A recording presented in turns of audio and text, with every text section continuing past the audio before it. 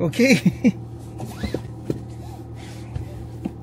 So kakatapos lang nung parang pinaka-tour natin sa office, para lang mabigyan kayo ng glimpse kung saan kami nagpunta. Panoorin nyo itong mga susunod na clip na to.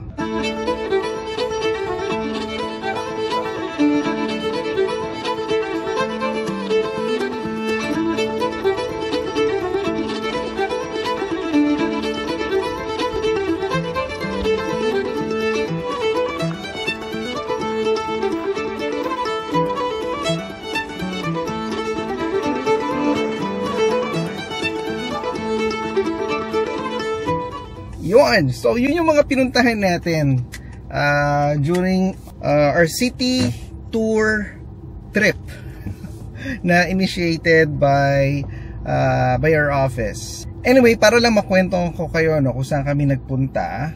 Ang first naming pinuntahan is nagpunta kami sa community center, Miniru Community Center. At doon sa center na yon, madaming pwedeng magawa. We frequently go there para mag-swim. Pero ngayon ko lang nalaman na napakadami pa palang activities na pwedeng gawin sa lugar na yon, no? At siguro isa-isahin natin yung mga area na yan. Although yung iba hindi ko na nakakuha ng clip. But meron dyan mga dance studio na pwede mong rentahan. Meron dyang mga mahjong, multi-purpose hall or spaces that are being used for mahjong sessions. Meron din tinatawag na dance studio na ginagamit for either, elderly dancing, nagsasayaw ng jazz, cha-cha, at saka ano pa ba yung nakita natin dyan? Meron din silang billiard station area na kung saan pwede kang maglaro. So yung mga billiard enthusiast, kung naghahanap kayo ng ganyang klaseng activity, meron dito sa Miniru Community Center. Ano pa ba yung meron dyan? Meron din dyan cafeteria. Yung cafeteria na yan is open to everyone. I think ang meal fee nila is around $11. No? So kung gusto nyo i-check out yan, feel free to go there na pwede nyong ma-enjoy. No? Meron din silang gym. May sauna din sila and a lot more to offer. Not to mention yung track sa labas na pwede mong puntahan at kung saan ka pwedeng mag-walking or mag-practice of your running. So after namin ng community center, nagpunta din kami sa saan ba yung next namin? Next is nagpunta kami sa parang it's some sort of a plant na kung saan nag-harvest sila ng cold air using some sort of a tunnel system, and then ginagamit yon ng mga commercial complex or residential complex for their heating and cooling system. Now, after naman natin pumunta doon, nasa heart yun actually ng it's near Walmart, and doon sa area na yun, majority ng mga nandoon, yun yung parang main source nila ng heating and cooling, via use of water system. So very neat area na pinuntahan namin. Very interesting lang yung parang pinaka function niya kasi it caters doon sa mga residential buildings doon sa palibot ng plant na yun, and not to mention yung mga anything that has like high-rise buildings, usually doon nakakonekta. So apart from that, next stop natin would be on the pump stations. There are over 39 pump stations according doon sa nagbibigay ng information sa amin. And normally lahat ng mga collection ng tubig well within the city, meron siya lang parang repository, at pag umabot yun to a certain level, pinapump yun palabas ng city, outside of the dike area. Saan pa ba tayo nagpunta pagkatapos nung station? So after nung pump station, ang next namin is nagpunta kami sa Britannia Shipyard na kung saan nag-film si Lee Min-ho ng Pachinko. No, so pinuntahan namin different areas kapareho nung yung museum na kung saan sila nag-shoot talaga. Hindi namin napuntahan kasi under renovation siya. Although very interesting yung mga bunk houses ng Chinese and Japanese, I believe. Kung mapapansin nyo, makita mo dyan yung mga bunk beds sila, sobrang liit. It's below 5 feet. Estimate ko lang yan, kasi binilang ko using my steps. No? Anyway, so yeah, very, very interesting.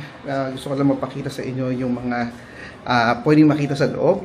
Pero kung interesado kayo na malaman pa kung anong meron dun sa loob, I would suggest na puntahan nyo para makita nyo pa. Ayun nga, sabi ko nga, no, kung gusto nyong maintindihan at ma-enjoy, makita in full details kung ano yung nakita ko doon sa parang pinaka-Chinese bunkhouse, now feel free to go to Steveston area sa may Britannia Shipyard. Yung area na yun, it's more on museum and they're trying to feature kung ano yung mga dating ginagawa doon sa area na yun. And ang pinaka-importanting parte dito is that those facilities are for free. Yes, narinig nyo yan dito. Majority ng mga museum na makikita nyo dito are for free. So, after namin pumunta doon sa Britannia Shipyard, no, na kung saan pinuntahan namin yung dock, pinuntahan namin yung parang housing na nandoon. Hindi nga, pati yung kung saan nagre-repair ng boats. Makikita nyo dyan sa clip na pinapakita ko ngayon. Yung boat na yan is a Japanese vessel na nire-repair. And mind you yung mga parts na kailangan dyan are being exclusively sourced. No? Kasi yung mga material pala na dating ginagamit are pretty rare na ngayon. No? Ang tawag ata is yellow pine. So, hard to source and very expensive in a sense. So, ginagawa nila, they are actually consulting a Japanese specialist na nag-manufacture or gumagawa ng ganyang boat. At saka, so lahat ng mga sinasabi niya in terms of guide, type of material, lahat yan sinosource out nila according doon sa sinasabi ng specialist. After namin sa Britannia Shipyard, ang next namin pinuntahan is yung Olympic Oval, no?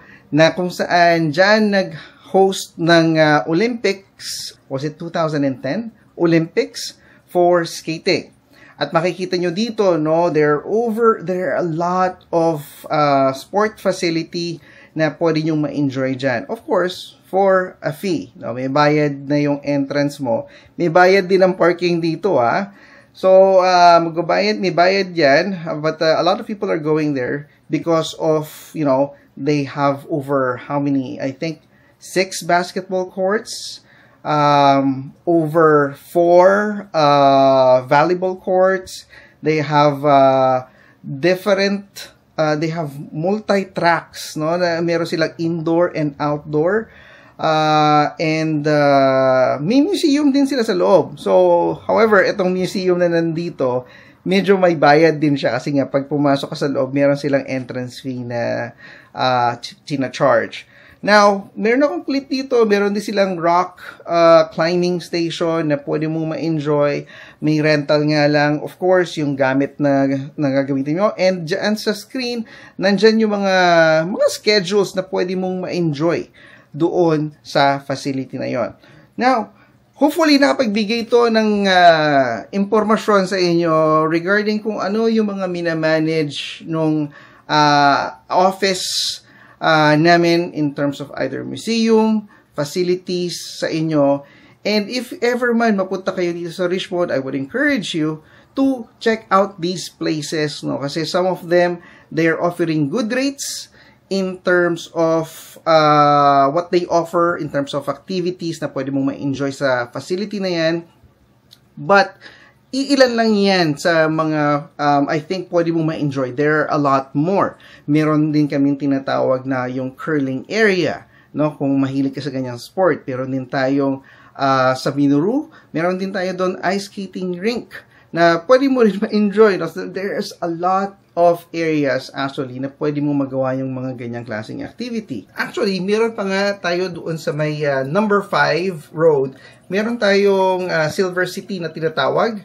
Doon, meron din cinema and then meron doon water park din na pwede mo rin ma-enjoy kung nandoon ka sa bandang area na yon.